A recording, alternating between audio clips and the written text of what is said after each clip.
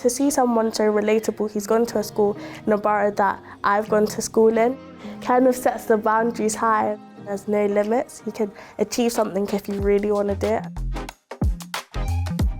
My name is Corianne. My name is Daniel Anwar. And I go to City of London Academy, Highgate Hill. I'm studying for A-levels, maths, further maths, economics and history. I'm currently studying chemistry, biology and psychology. Today we have an exciting talk from someone who grew up not too far from here, ITV's political editor, Mr. Robert Peston.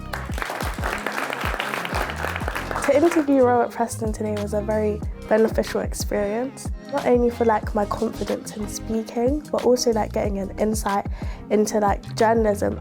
The subjects that I study is more STEM based, so it's nice to see another side. Well, it was quite exciting to be completely honest, because every morning on the train I read articles and I see Robert Peston's name in some of them. So to come here and see him today was quite a surreal experience, you never really expect to see them in person. It was just really interesting, most of all. My own sort of obsession at the moment is with artificial intelligence. It's an industrial revolution that is potentially as important as the discovery and application of electricity. I think there's quite a few things I learned, but I think the main thing I want to focus on is probably artificial intelligence. I mean, even though I'm a young person, I should be really up to date with the artificial intelligence stuff. It seemed that Robert knew so much about it, and I learned quite a lot about it in different areas, specifically with this application to politics and diplomacy. When I first heard some of his answers, it may have been quite overwhelming because some of the terms that he used was not something that I've heard before. Although it was initially a little bit scary, he really broke stuff down. And he explained the entire thorough process of why things work and whatnot. He kind of answered it in a logical manner, so someone that didn't have a lot of background knowledge would still be able to understand, even though some of the topics that he was discussing were quite complex. It was a lot more interesting for us, and I'm glad that he didn't dumb stuff down. I think my biggest piece of advice for anyone interviewing someone, or someone like Robert, is to just be completely honest with what you want to ask them. Don't be afraid of your questions. If you really want to know something from them, just go and ask, because they're really friendly people and they will give you a nice answer.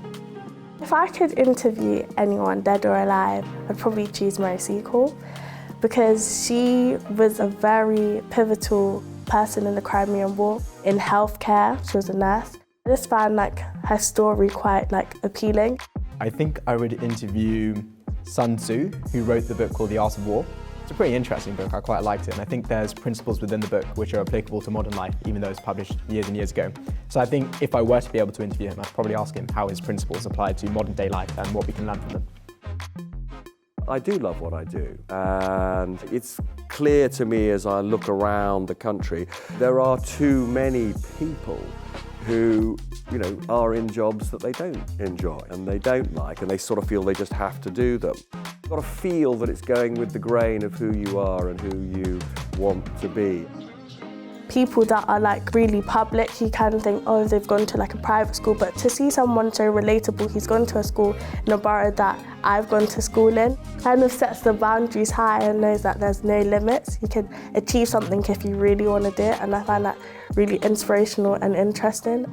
I think I definitely have a better understanding of what I want to do in the future. I think one of the questions I asked him is, should we go through the public sector or the private sector if we want to make a big difference in the world? And I think he gave a really nice and thorough answer, so I really appreciated that, and I think it's really encouraged me to sort of consider my options more thoroughly.